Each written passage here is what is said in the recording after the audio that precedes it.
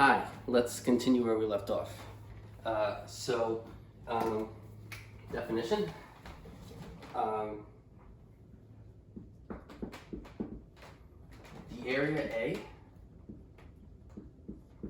The area capital A of the region S that lies under the graph of the continuous function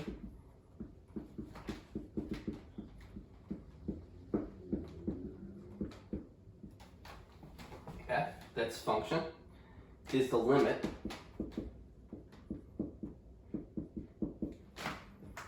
of the sum of the areas of approximating rectangles. Capital A, that area, is equal to the limit as n approaches infinity of r sub n, where r sub n is the sum of the n areas of the n approximating rectangles. And so writing that out, it's the sum of these products.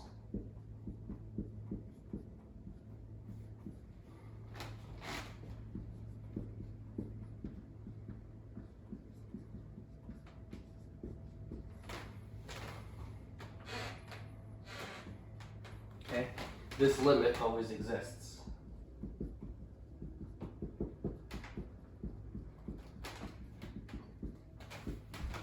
Okay, so that limit here, or this limit here, always exists. Okay, so you're asking, what am I really talking about? Let me draw a picture to illustrate this definition. So we have a region S that lies under the graph of a continuous function f. So let's say our continuous function f looks like this. So this is y equals f of x, and it's a continuous function, and you can tell visually by the fact that you can draw the curve of the graph without lifting your hand. And so that is a continuous graph. And so it's lying from the leftmost x point is at x equals a, and the rightmost endpoint is when x equals b. Okay? And so the area A is the area A under the curve, this continuous function f, from A to B. So this region here. The area of this, the amount of space this takes up, that's A. That's area A. Okay? And so what's happening here is x1, x2 to xn are these x values. x1, x2, dot, dot, dot, xn minus 1, and that's xn. This is x naught. A is x naught, B is xn. Okay? And for instance, this product, right, that's the area of the first rectangle here. And so this is the first rectangle. x1 is here. F of x1 is the value of f at x1.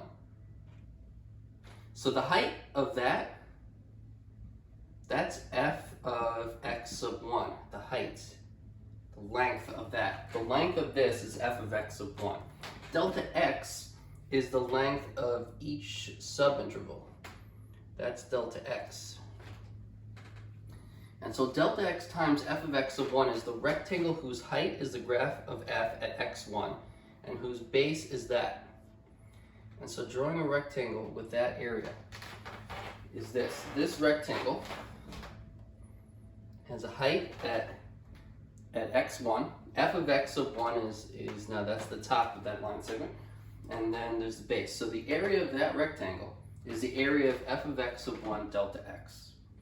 So the amount of space this takes up, the area there, that's the area of this is f of x sub 1 times delta x.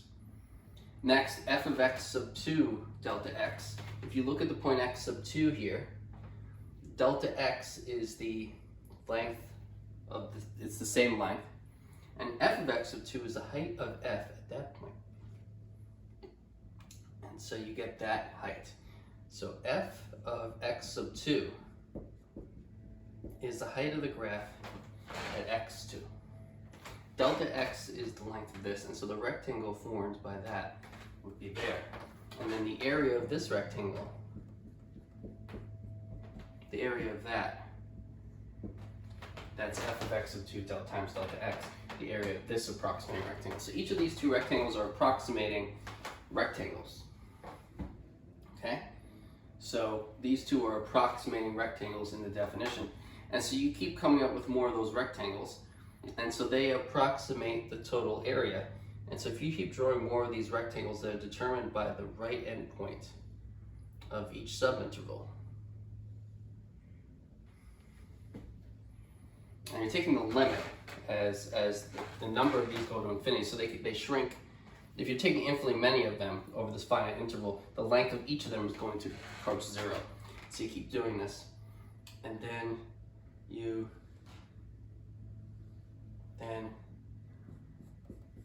the area of that space is f of x sub m delta x. Okay. And so you approximate the entire space with these approximating rectangles, and you add up the areas of each of those rectangles. And when you do that, and you take the limit as n approaches infinity, you're going to get the exact amount of space underneath this continuous function from x equals a to x equals b. Okay. And this limit always exists, and that's due to the continuity of the function f in the definition.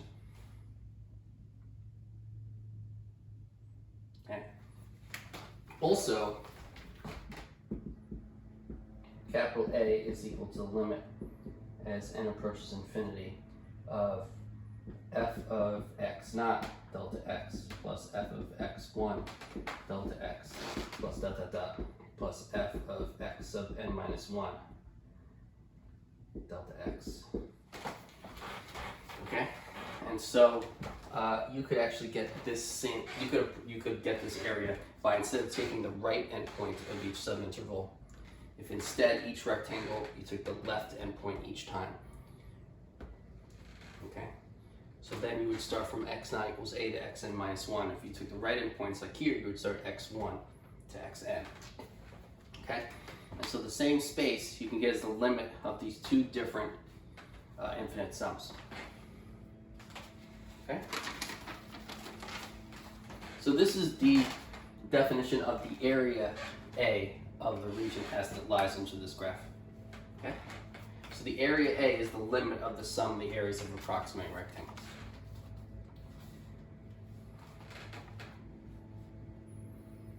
Okay, so this is using right endpoints.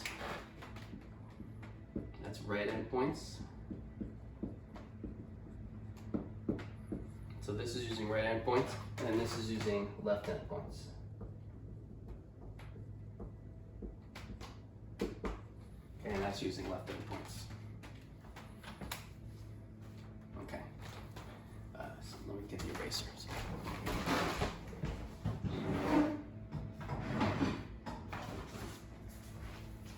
Okay, got the eraser. So let's keep going.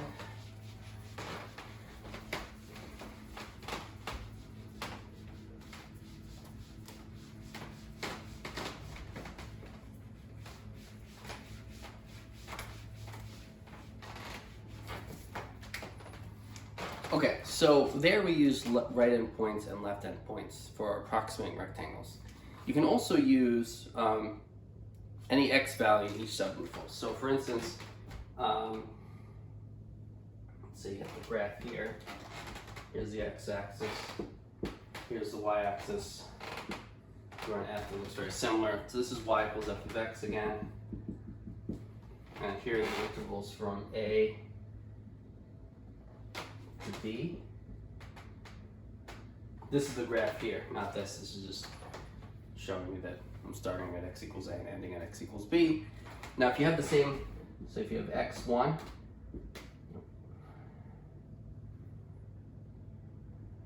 x2, x3, dot dot dot, xn minus 1, that's xn, that's x naught. Alright? And before we took that as the right endpoints or the left endpoints of each subinterval. Instead, you could take an arbitrary point in each subinterval.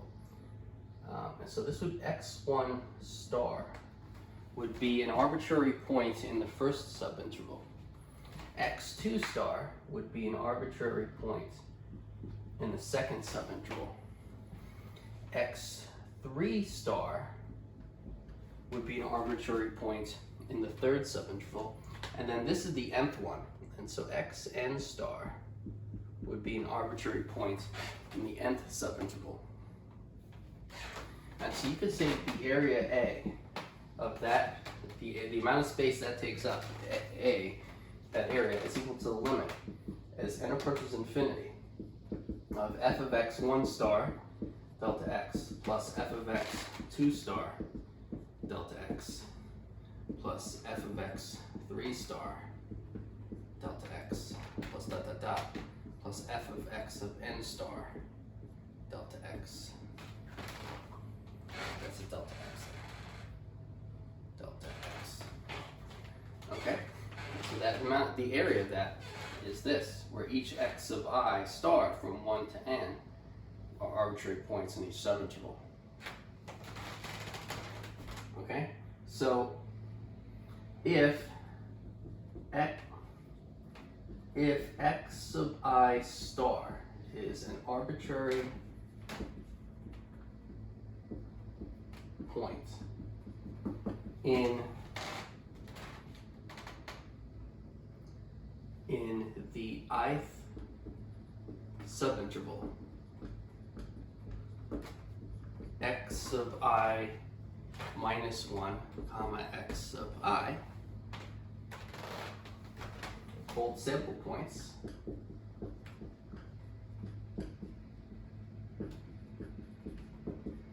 so what's called sample points are these guys, the x of I stars. Those are the sample points.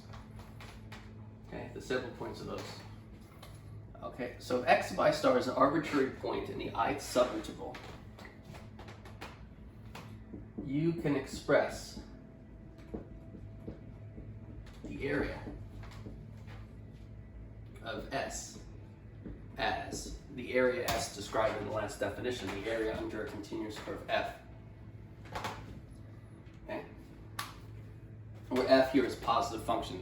This function we're describing right now is above the x-axis, though it doesn't have to always be above the x-axis. So if x of I star is an arbitrary point in the ith subinterval, you can express the area of S as A is equal to that. Okay? And so here, x of 1 star is an arbitrary point in this first subinterval. And so the first rectangle is going to have a height determined by the height of the graph at x1 star. So that point there, that's the point on the graph that determines the height of the first rectangle. At x2 star, look at the height of the graph at x2 star. That's going to be the height of the second rectangle. Okay? And then you look at x3 star, you look at the height of the graph at x3 star, and it's here. And then that will be the height of the third rectangle. Okay? And continue continue doing that. And then the last one, you look at the height of the graph at x of n star. That's the height of the nth rectangle. Okay?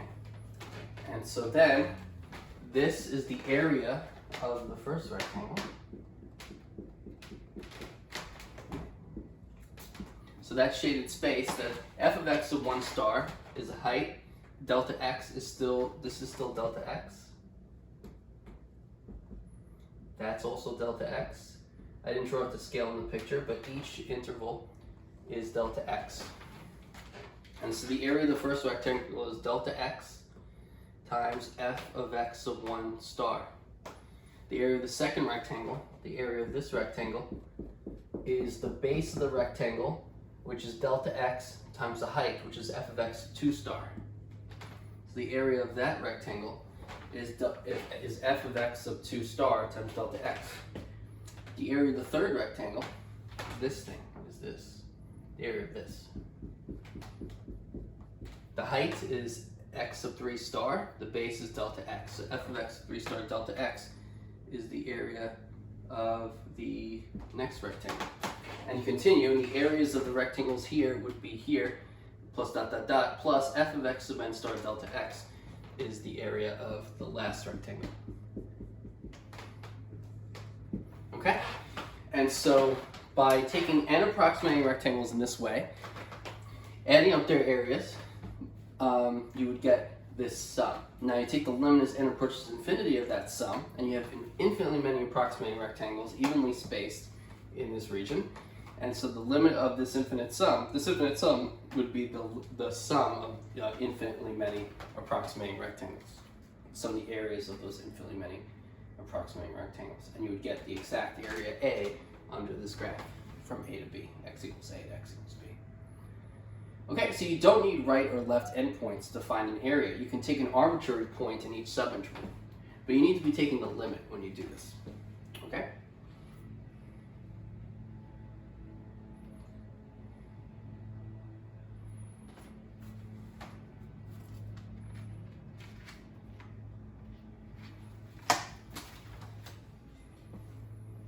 Okay, so now this is taking an arbitrary point on each subinterval.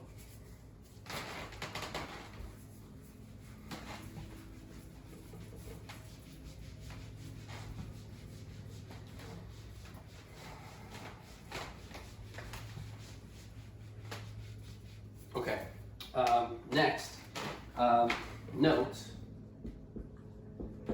it can be shown that the area, capital A, is the unique number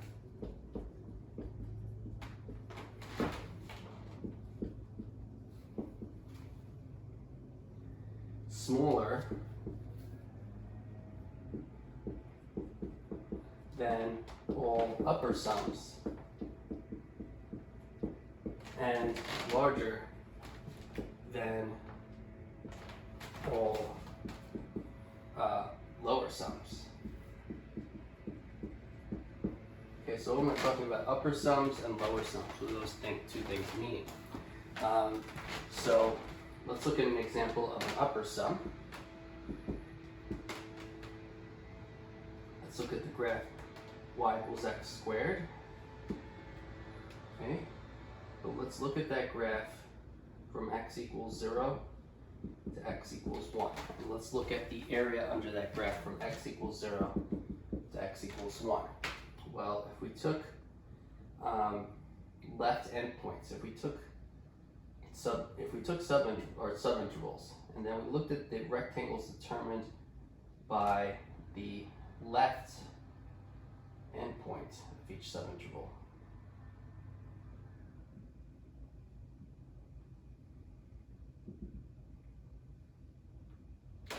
This is an example of a lower sum. This is an example of a lower sum because when you find the area using approximating rectangles, the sum of the areas of the rectangles is a lower estimate of the area. You can see the rectangles are taking up less space than the area you're trying to find. So this is a lower estimate. And so this lower estimate is called a lower sum. Okay, so that's a lower sum. When you use approximating rectangles whose sum of areas is less than the actual area, it's called lower sum. Okay, and then so there's more than one way to use approximating rectangles. Each way of approximating in this way, where the rectangles are below the graph, they're all lower sums. Okay, so that's an example of a lower sum. And this is an example of an upper sum. So same graph, y equals x squared, from x equals 0 to x equals 1. Now in this case, let's take subintervals, and then let's take the right endpoint of each subinterval. Okay. Now if you take the right endpoint of each subinterval, now if you add up the areas of these approximating rectangles, you can see that the amount of space these rectangles take up is more than the space under the graph y equals x squared from x equals 0 to x equals 1. This is an upper sum.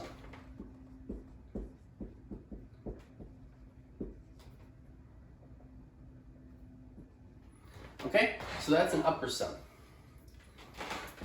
And so the actual area A is a unique number that is smaller than all upper sums and larger than all lower sums. And so the actual area A is between the areas of, is larger than any area of a lower sum and smaller than any area of an upper sum, but it's the unique number. A is a unique number with this characteristic. And so we could define the area as being that unique number that's larger than any lower sum and less than any upper sum. Okay, and you can prove that, but that is beyond the scope of this course. Okay, that's more advanced. Okay, but that's another way to define the actual area A as being the unique number that's larger than any lower sum and smaller than any larger sum. Okay.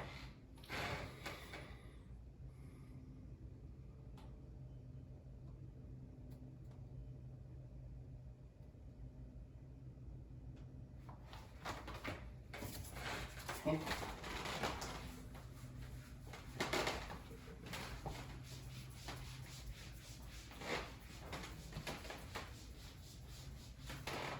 Okay, so another note.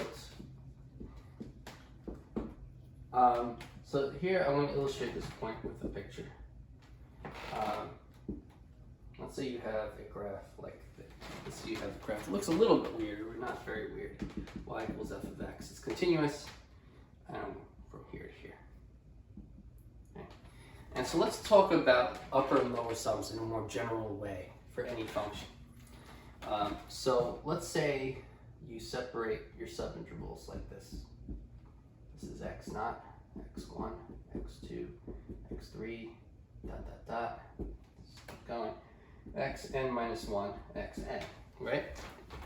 And if you look at this first subinterval, if we were to talk about, if we were to find a lower sum, right?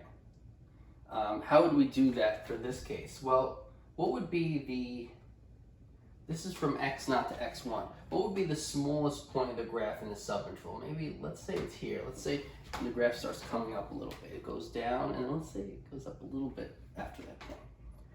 Well, how would we locate this point on the subinterval, right? We would say,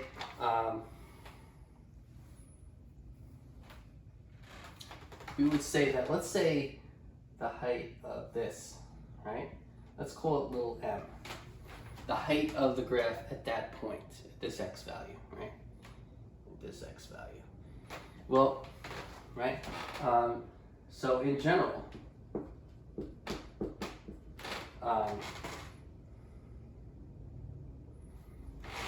the lower sums can be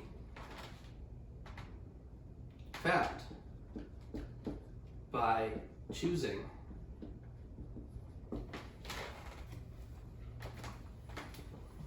the minimum value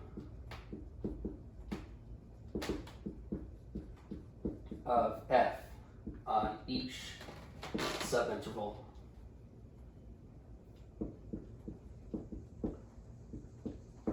x sub I minus 1 comma x sub I.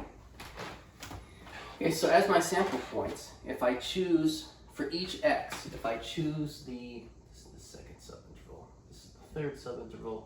So for each interval, if I choose the x value, so that I get the minimum value of f on each subinterval. So here the minimum value would be here. Here the minimum value would be here. Here the minimum value would be here. And then let's say I went over here, the minimum value would be there.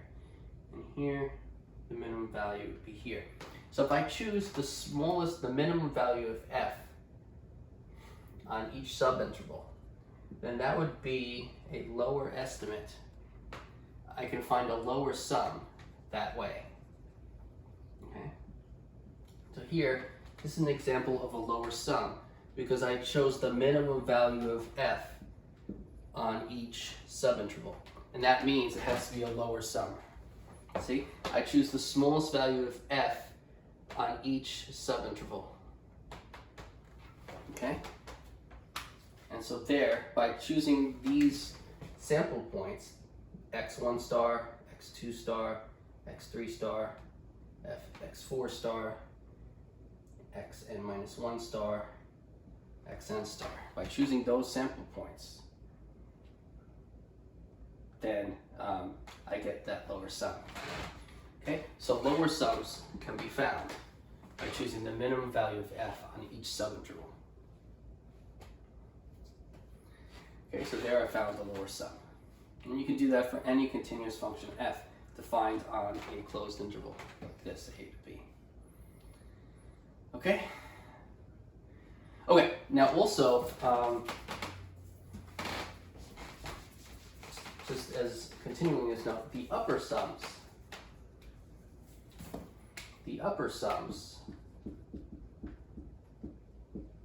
can be found by choosing the maximum value. The maximum value of f on each subinterval, okay? And so if you have a graph f again, here's the x-axis, here's the y-axis, and you have your graph y equals f of x, and you have x naught to xn, you have x1, x2, x3, xn minus 1. You can find an upper sum by choosing the maximum value of f on each subinterval. So this is the first subinterval. Here's the maximum value of f on that subinterval there. And the next subinterval, see the maximum value is there.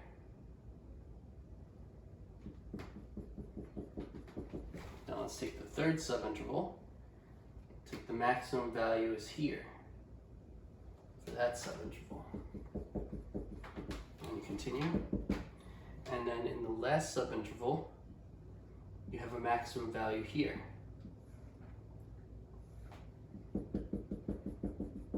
Okay? And so if you add up the areas of those rectangles, you now have an upper sum. And so in general, you can find upper sums by choosing the maximum value of f on each subinterval. And you're getting approximating rectangles that overestimate the total area under the curve f. Okay? And so that's a way to get an upper sum for any continuous function. Take the maximum value of f on each subinterval. Okay.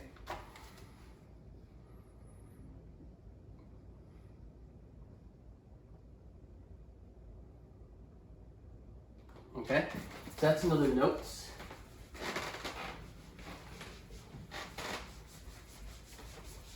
Now also, to point out, the sum from I equals 1 to n of f of x of I delta x. That is the notation for this sum, f of x1 delta x plus f of x2 delta x plus plus f of x of n delta x.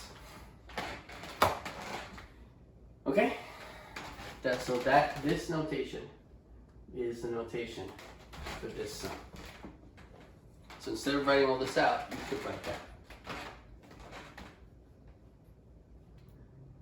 Okay? So this expression here, this product, this expression here is an I here. And so what this notation is saying is that as I ranges from 1 to n, you take this expression and you plug in all the values of I from 1 to n, and you get a different thing, and you add them all up. So when you plug in I equals 1 here, you get f of x of 1 delta x. This is for I equals 1. If you plug in I equals 2 here, you get f of x of 2 delta x, and then I equals 3, and then the last one is n, and so when I equals n, you get that expression, f of x of n delta x, and then you just add them all up, and you get that sum. So that's what this notation is saying. Okay, another example. Let capital A be the area of the region that lies into the graph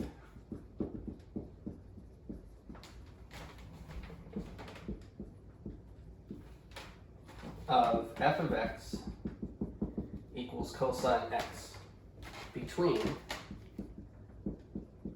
x equals 0 and x equals b, where 0 is less or equal to x, less or equal to b, less or equal to pi over 2. Oh wait, sorry. Where 0 is less or equal to b, less or equal to pi over 2.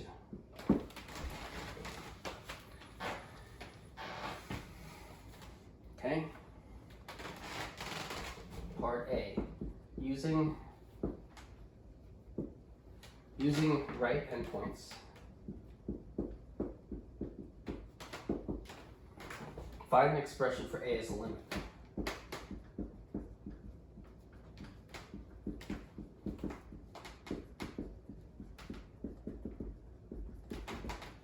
Okay, so using right endpoints, find an expression for capital A as a limit. Okay, so I'm going to erase this notation. So I can draw a picture of this up here, and we're going to work it out here. Okay, so it's the x-axis, that's the y-axis. So I'm going to draw cosine x. So cosine x, okay, that has a height of 1 there at x equals 0. This is x equals pi over 2, and the height of the graph of pi over 2 is 0. This is the graph of y equals cosine x from 0 less or equal to x less or equal to pi over 2. Okay, so I'm restricting the domain from 0 to pi over 2 for y equals cosine x. Now it's between x equals 0 and x equals b, where b is between 0 and pi over 2, inclusive. So let's just draw a picture. B could be anywhere though, in here. But that's an example of a B that meets those two inequalities. A is the area of the region that lies between x equals 0 and x equals b. And so that area, that is the area A. So A is the area of that shaded region. Okay? That lies under the graph y equals cosine x, f of x equals cosine x between x equals 0 and x equals b, where b is between 0 and pi over 2 inclusive. So we're going to find an expression for A as a limit using right endpoints. Okay? So using right endpoints. So capital A is equal to the limit as n approaches infinity of r sub n. R sub n is the sum of n approximating rectangles using right endpoints. Right, we talked about that last lesson. So for instance, if this was x1 and this was x2, dot, dot, dot, and then this would be xn. This would be xn minus 1. That would be for the last. So if you use right endpoints, you get approximating rectangles that looked like this, those approximating rectangles. The heights are determined by the right endpoints of each subinterval. And so to express that sum, you're going to take the limit as n approaches infinity of the first rectangle, which is f of x sub 1 times delta x, plus the area of the second rectangle, which is f of x sub 2 delta x plus dot dot dot plus f of x sub n delta x.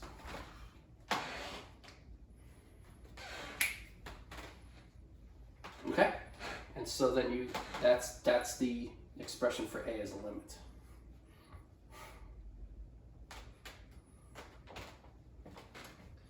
Okay, so we have to substitute this in. So delta x here, delta x is b minus a over n, where b is when a is 0. So this is b minus 0 over n. This is b over n. Delta x is b over n.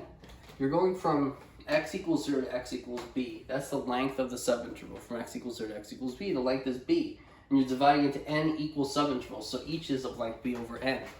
So b over n is the length of each subinterval, where if you take n of them, you get the total length b, right? b over n times n is b.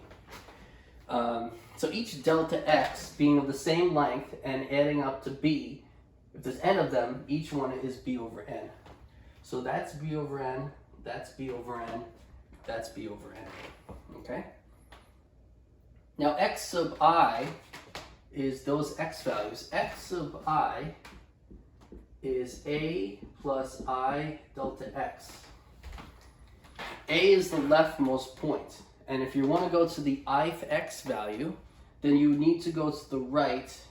You would start at a, and then you would add I delta x's to it. So for instance, x sub 1 would be starting at a equals 0, and then adding 1 delta x to it. You'd start at 0, you'd add 1 delta x, you'd end up there. x2, you start at a equals 0, and then you add 2 delta x's, and you get to x2, right?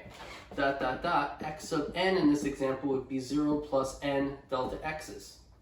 And so in general, x sub I is a plus I delta x. Okay? Here a is 0. Here a is 0, and b is what it is. Right? A is 0 and b. And so here x sub I is equal to 0 plus I delta x. So x sub I is I times delta x, which is b over n. So x sub I is I times b over n. Okay?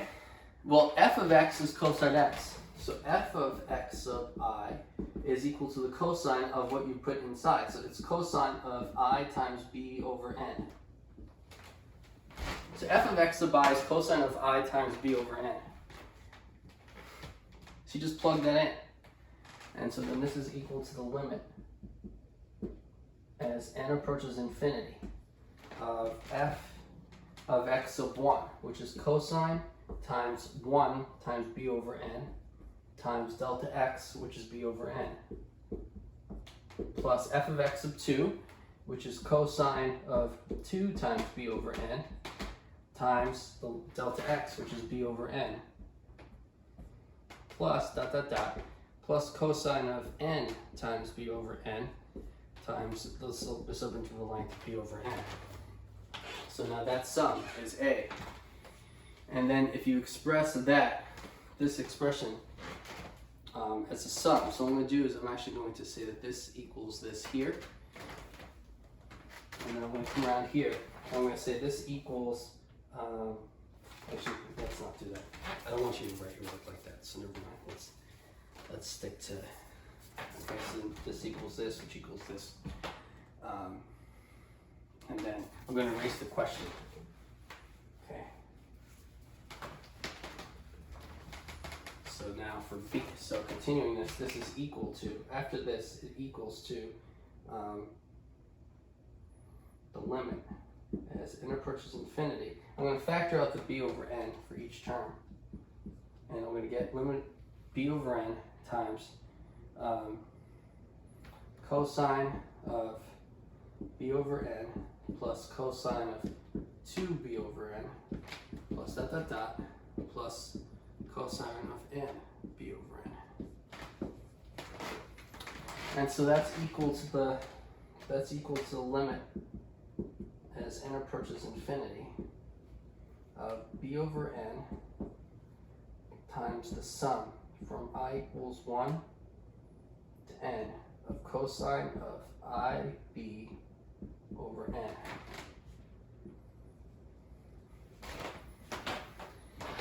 Okay.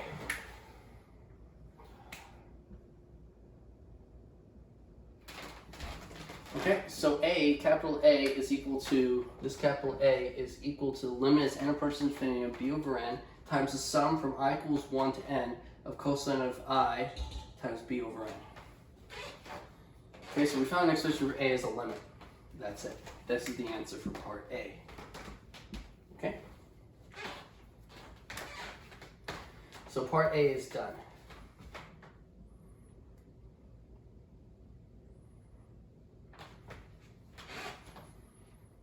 Okay, so we're good with that. Next.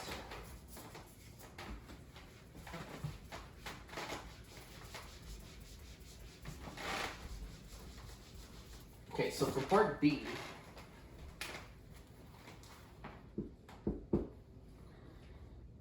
estimate the area for case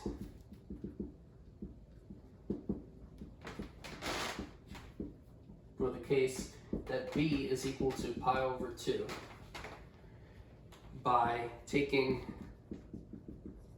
sample points to be midpoints and using 4 subintervals.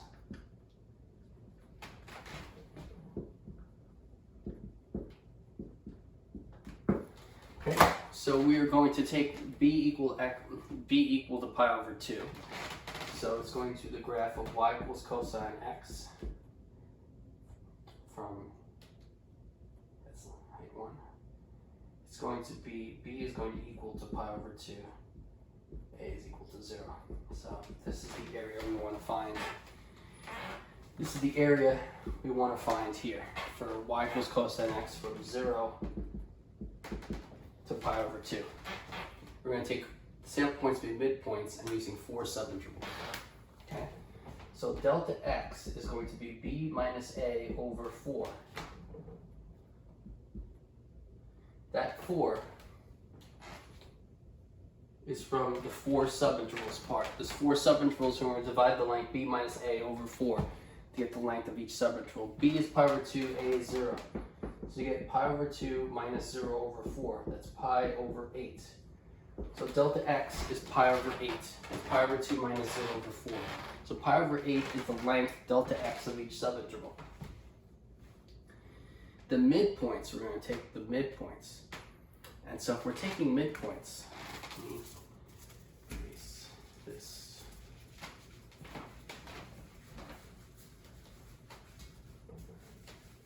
If you're taking midpoints, then if you're starting at a equals 0 and b equals to pi over 2, and you're dividing it to 4, if you're dividing it to 4 equally length subintervals, then it would halfway in between would be pi over 4, and halfway between that would be pi over 8, and this would be 3 pi over 8.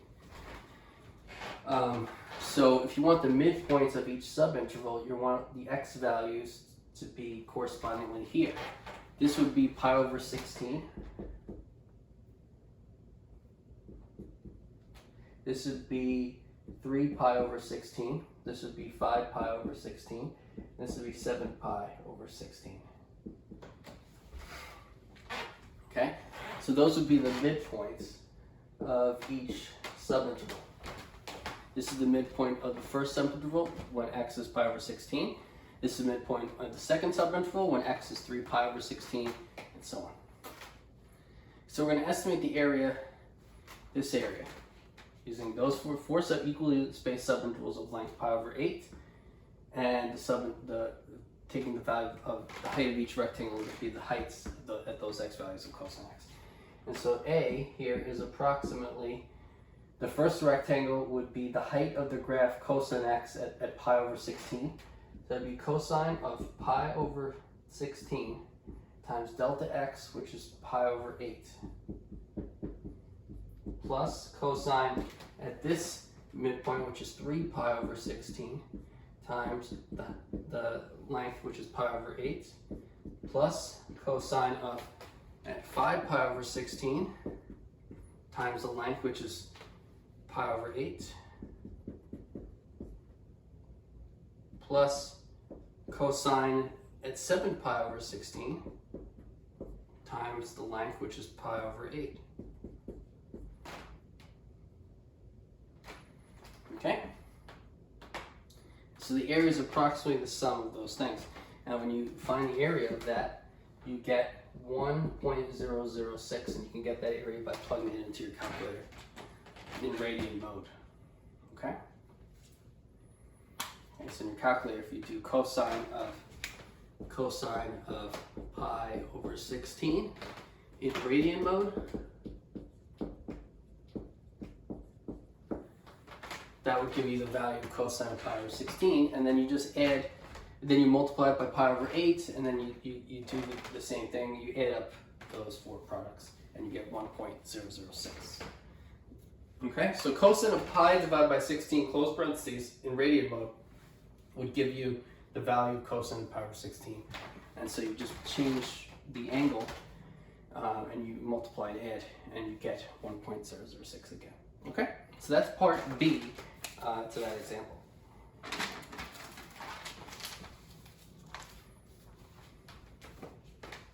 Okay, let's keep going.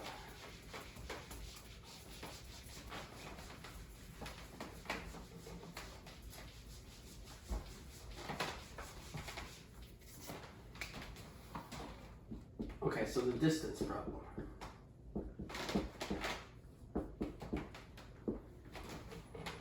Okay, so the distance problem. Okay, so the problem is find the distance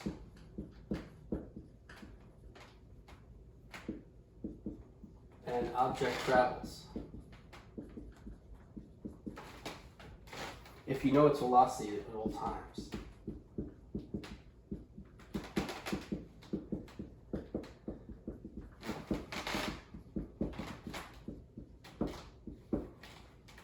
Okay, so find the distance an object travels if you know its velocity at all times, right? So intuitively, it makes sense that if you know an object's velocity at every time, you should somehow be able to, there's somehow a way to know the distance it traveled, right? And so this is the problem we're going to address now. Okay, so to do that, we need to think of a simpler version of this. So note, if the velocity is constant,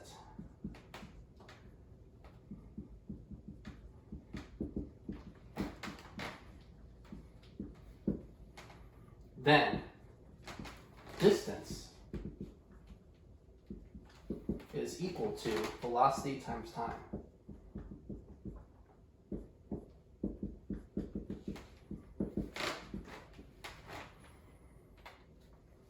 Okay, so if the velocity is constant, then distance equals velocity times time. So for instance, if you have, let's say your velocity is east at, let's say you're in a car, and the car is going 30 miles per hour east. Okay, so your car is going 30 miles per hour east, and it's keeping a constant velocity of 30 miles per hour east. Okay, and so then you ask yourself the question, in 4 hours, what was the distance, right? So in 4 hours, the distance, this is constant velocity, the distance would be, well, that's after 1 hour. After a second hour, it went another 30 miles per hour east. It went another 30 miles east. And then next hour went another 30 miles east. And then another hour went another 30 miles east. And so you're keeping a constant velocity of 30 miles per hour east. And after 4 hours, you go 120 miles east. So you go a total of 120 miles in 4 hours, right? But that's if velocity is constant, right? The assumption here is that the velocity is constant. And in this particular example, it's 30 miles per hour east is constant. So after 4 hours, you would multiply the 30 times 4, and you would get 100, you have 30 miles per hour times the time, which is 4 hours, and then the hours would cancel. 30 times 4 is 120, and it would be 120 miles. Right, so you can see how you can find the distance by knowing a constant velocity and time. 30 miles per hour times 4 hours is 120 miles. And hours, units of measurement, are considered as a kind of mathematical object, so you can multiply and divide by. So here, 30 miles per hour times 4 hours, the hour unit would cancel. The hour would cancel, and you would just be left with the unit measurement of miles. Okay, so you get a total 120 miles you travel if you go 30 miles per hour constant in eastward. Okay, so that was to illustrate how this equation is right. Distance equals velocities times time if velocity is constant. And so that's the answer to the distance problem, given that velocity is constant. If velocity is constant, the distance is velocity times time. An important note here is that here, the hour here and the hour here is the same. If you want to know the distance in 4 minutes, right? If you travel 4 minutes and you're going 30 miles per hour, you could not multiply 30 times 4 and get 120 miles, right? So here, if you had, so in 4 minutes, I'm going to erase this top part here. Important thing to know is you need to keep your units of measurement the same. So for instance, distance, if you have, so distance, which is 30 miles per hour times 4 minutes. So let's say you want to know your distance in 4 minutes. It's not 4 times 30 is 120 because the minutes and hours don't cancel. Instead, you would have to change, let's say, hours to minutes. So you would have, let's say, 30 miles per hour times 1 hour per 60 minutes. Right, because each hour has 60 minutes. 1 hour divided by 60 minutes is like multiplying by 1.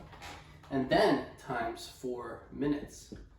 And then what happens is that the hour cancels and the minute cancels. But then you get 30 divided by 60 times 4 miles. The hours cancel and the minutes cancel, and now you have that many miles. And that is 1/2 times 4, that's 2 miles. Okay? So the distance, if it's a constant velocity of 30 miles per hour, the distance you travel in 4 minutes is 30 miles per hour times 4 minutes. But the answer is not 120 miles. Instead, you switch the units and you get 2 miles. Okay? So it is 30 miles per hour times 4 minutes. But the distance that represents is 2 miles. And you do that by converting units. And so here you have to multiply by 1 hour divided by 60 minutes to get rid of the hour unit, and to get rid of the minutes unit, and to be left with only miles. Okay? So that's if the velocity is constant. Next.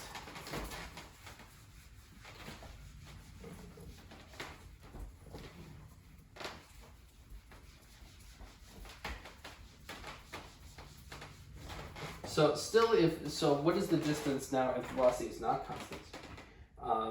Right, so if the velocity varies, it's a harder problem to solve. So let's say we don't know the velocity at every instant in time. But let's say we do know some of the velocities at certain times. And so we have the times and we have the velocity. Sorry, the time is in seconds and the velocity is in feet per second. Okay, so time 0 seconds, the velocity is 25 feet per second. At time 5, the velocity is 31 feet per second. At time 10, 15, 20, 25, 30. Good. Okay, I have enough room. So then we have 35 here, 43, 47, 46, and 41. So these are the times 0 seconds, 5, 10, 15, 20, 25, 30 seconds, and correspondingly, these are the velocities in feet per second at those times of a car. Okay, so we have a car, right? This is a picture of a car. Okay. So you have your car here, and it's telling you the velocity in feet per second at each of those times. And so the goal is to find out the distance traveled by the car. Goal. Estimate the distance traveled by that car. Okay, so we want to estimate the distance traveled, and we want to estimate it. We want to estimate the distance traveled of a car if at these times we have those velocities. Okay, east every time. So it's this feet per second east. Okay. Direction's staying the same, but the speed is changing. So the total distance d can be approximated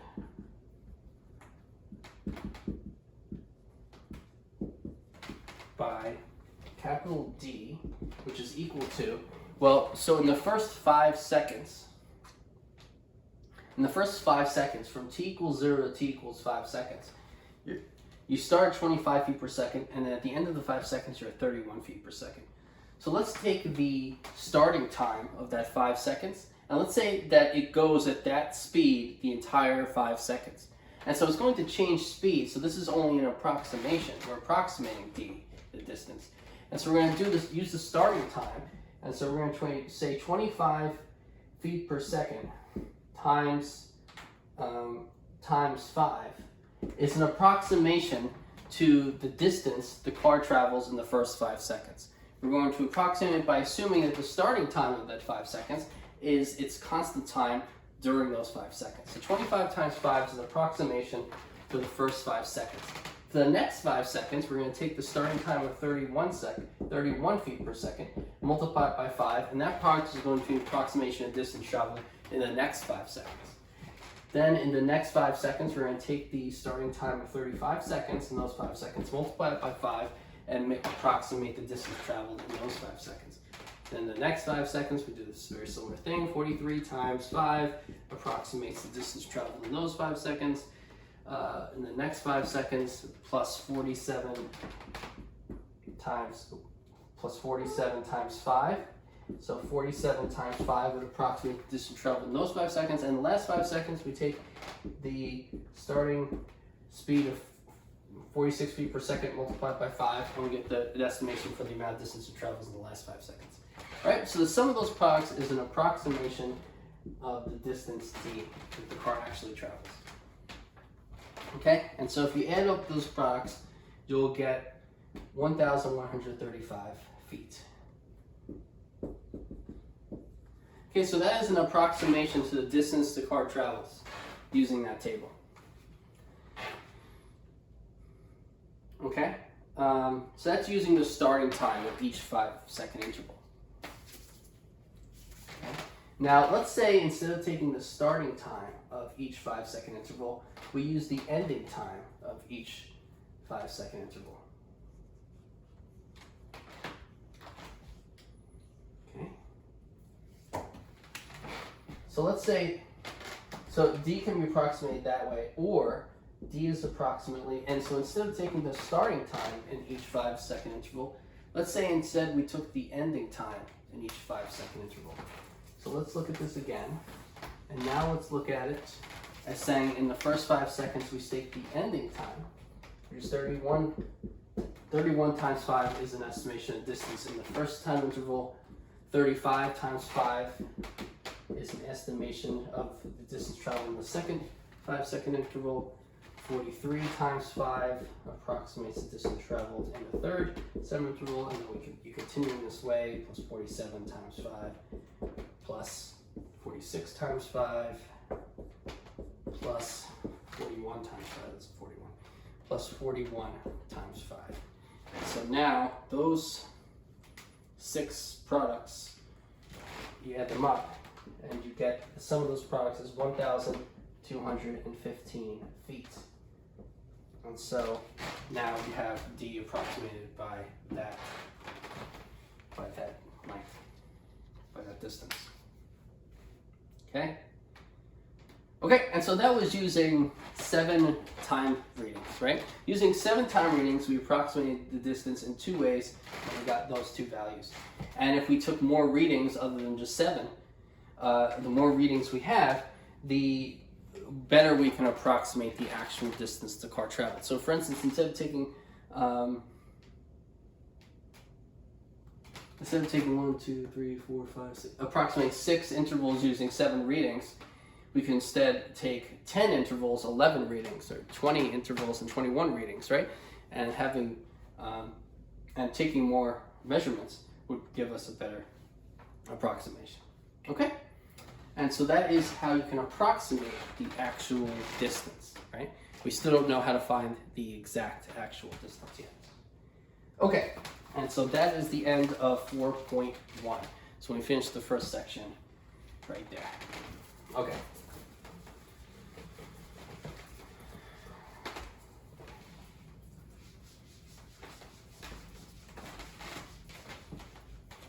Okay, so that's the end of 4.1.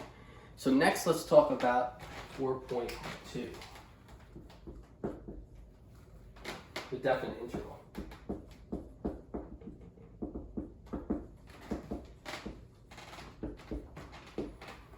Okay, so 4.2 is on the definite integral. Okay, so as a reminder, the area is the limit as n approaches infinity of the sum from I equals 1 to n of f of x sub I star delta x. And that's equal to the limit as n approaches infinity of the sum f of x sub 1 star delta x plus f of x sub 2 star delta x plus dot dot dot plus f of x sub n star delta x. Okay? And where these are sample points arbitrarily chosen in the ith subinterval. So this is arbitrarily chosen the first subinterval, arbitrarily chosen the second subinterval, and so forth. That's arbitrarily chosen in the nth subinterval. And the limit is n approaches infinity. Okay? So this is for a continuous function f that's positive, right? But as a note, f does not need to be positive, nor does it need to be continuous.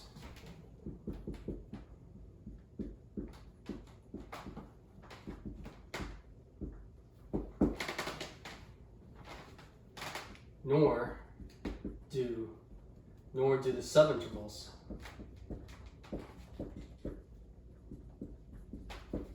need to be the same length.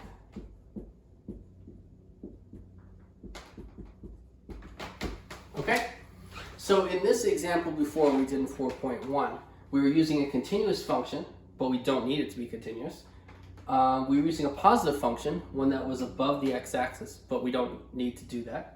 And we're using subintervals to be the same length, b of minus a over n, but we don't have to do that either. Okay, and so the actual definition can generalize to more situations. And so we do not need to restrict ourselves to a continuous function that's always positive, where the subintervals are always taken to be the same length. So we can remove those restrictions and we can get a more general definition of what the area is. Okay, and so we can think more generally than we did in 4.1. Okay, and so our definition of the definite integral that we will use to calculate areas will not be restricted by the restraints of having a continuous function or having same length intervals or having a positive function. We won't need any of those restrictions for using the definite integral. Okay? Okay, so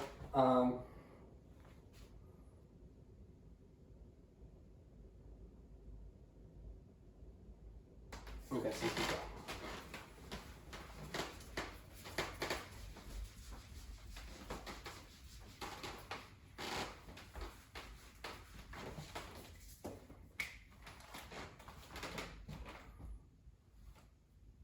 Okay, so we need to do a little preliminary work before the definition. So let's say we have our subinterval from A to B. These are x values, subinterval from A to B. Okay, this is equal to the subinterval x such that A is less or equal to x, less or equal to B. Okay, this. Okay, so let's subdivide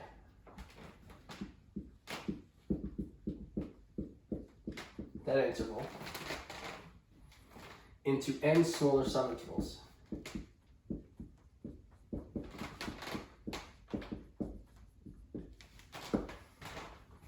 by choosing partition points,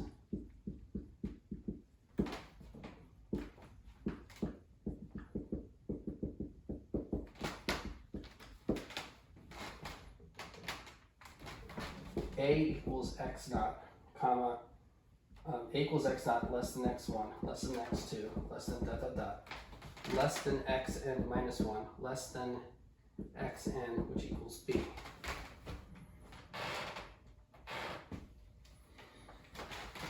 Okay, so we're going to choose these points. This results in a collection of subintervals. So if we have x1 here, we have x2 here, we have x3 there, we have x4 there, we have xn there, we have xn minus 1 there. So by choosing the points a, which is x naught, x1, x2, x3, x4, dot dot dot, xn minus 1, xn, it results in a collection of subintervals where this is the first subinterval, x naught, comma, x1. This is the second subinterval, x1, comma, x2. This is the third subinterval, x2, comma, x3. This is the fourth subinterval, x3, comma, x4. Dot, dot, dot. This is the last one, xn minus 1, comma, xn. And so we then create these subintervals, right, with these n subintervals. The first subinterval, the second subinterval, the third one, the fourth one, to the nth one. Okay, so this choice of x values results in a collection of subintervals x naught, comma, x1, comma, x1, comma, x2, comma, x2, comma, x3, and so forth, xn minus 1, comma, xn. So it results in those n subintervals.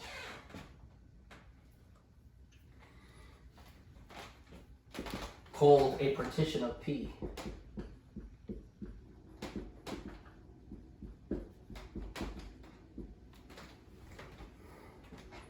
Called a partition capital P of the finite closed interval a comma b.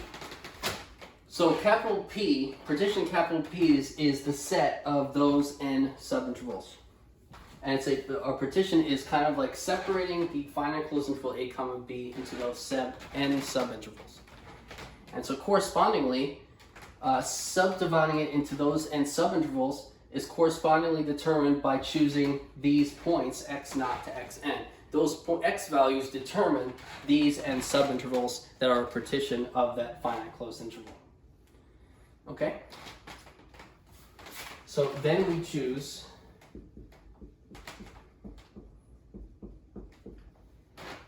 sample points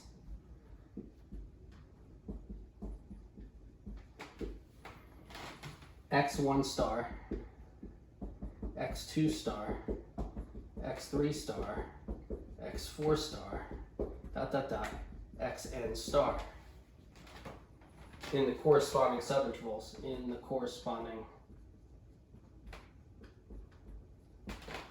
subintervals x sub I minus 1, comma, x sub I. Okay, so when we choose these x values, that determines these subintervals, which is a partition.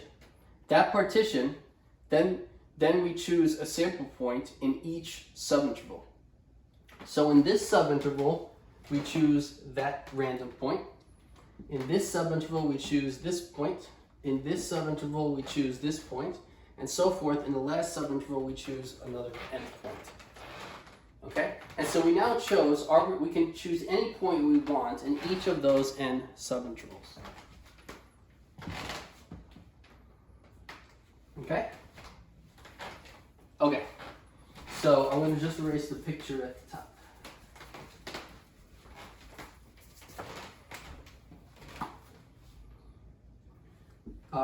The Riemann sum then associated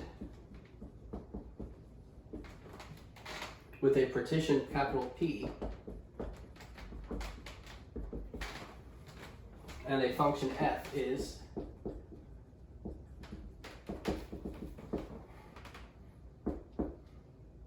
the summation from I equals 1 to n of f of x of I star delta x, which is f of x sub 1 star delta x delta x sub I delta x1 plus f of x sub 2 star delta x2 plus dot dot dot plus f of x sub n star delta x sub n.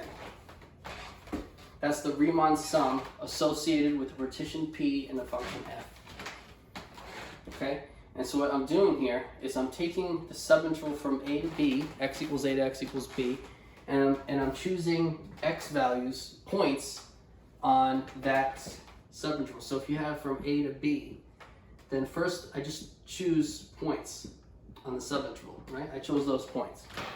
So this is good. This is x naught, a is x naught, b is xn. Okay.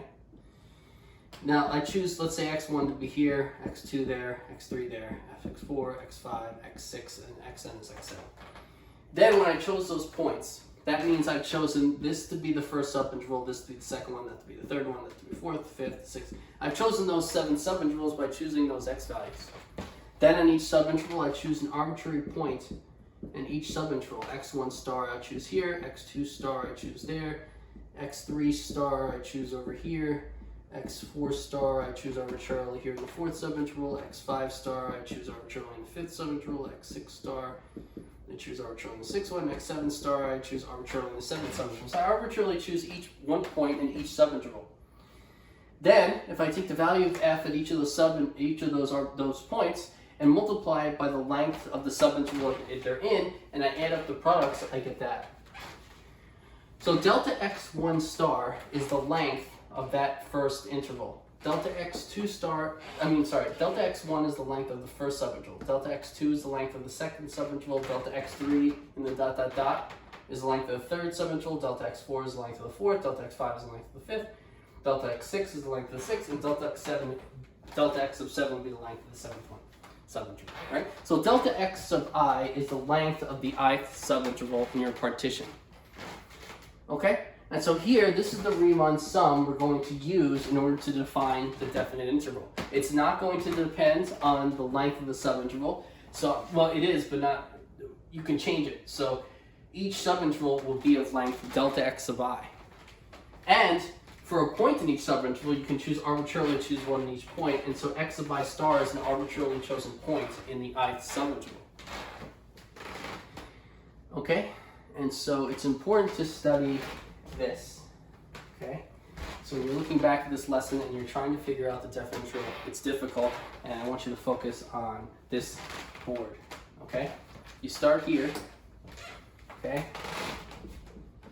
Start here on this page, and then it continues up here. It's after this, it goes up to the top, okay? So understand what's happening on this point, or even write down the steps at home, right? So choose these points, get these subintervals, choose a point in each subinterval, find that sum, and see how it works, okay? So you're going to want to practice what's on this page a few times. Okay, so that's our Riemann sum there. And so let's quickly write the definition of the definite interval after I wrote all this down to conclude this lesson.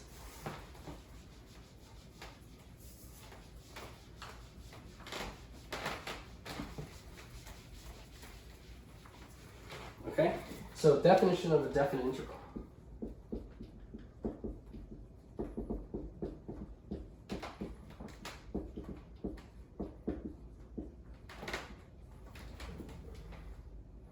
If f is a function, FCN is my abbreviation for function. If f is a function defined on the finite closed interval a comma b, the definite interval of f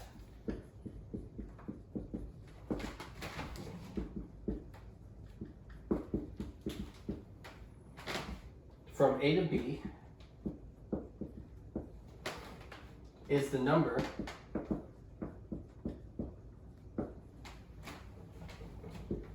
is this number here. Okay, is this number, well, this is the notation for that number.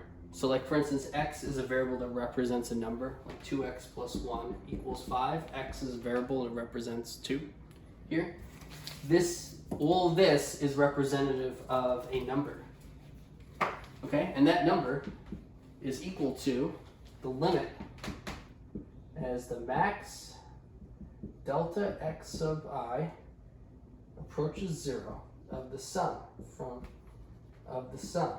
I equals 1 to n of f of x sub I star delta x sub I, provided that the limit exists.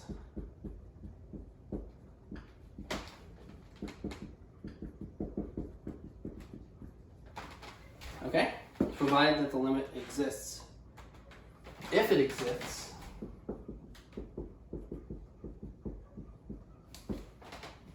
we say f is integrable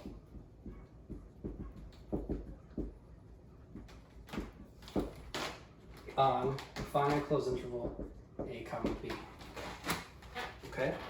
And so this is the definition of a definite integral.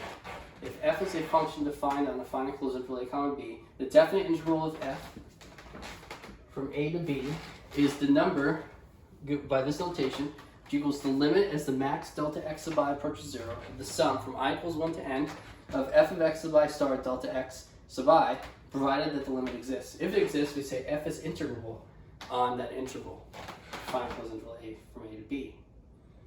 Okay, and so next class we will talk about the meaning of this definition more, but it's basically from what we just did in class. We are partitioning the interval by points x naught to xn. X sub I star is an arbitrarily chosen point on the ith subinterval. So if you have a, which is x naught, and you have b, which is xn, and you arbitrarily choose points, right? But there's going to be infinitely many points, so they're going to get smaller and smaller. Then, if you choose a random point in each subinterval, determined by those points, right? Now, if you take the value of the function at those x sub i's, multiply it by the length of each subinterval. That length is delta x1. This length is delta x2. This length is delta x3. The length of the next subinterval is delta x4. The last subinterval, the length is delta xn. So if you take the height of the graph at that x value, multiply it by the length of the subinterval, you're going to get the area of the first rectangle when I is 1.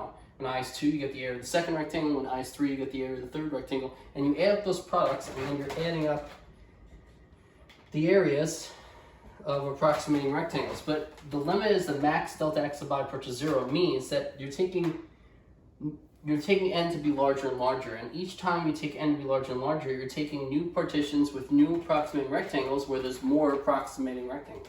And as you do that, the lengths of the largest subinterval is going to 0. So if the max length of a subinterval is going to 0, that means all the subintervals are going to 0. And so if you take the limit as all the subintervals are going to 0 of the sum of approximating rectangles, as the number of rectangles goes to infinity, that is the actual area given by this notation. Okay, so that's the definition of a definite integral. We'll talk more about it next class.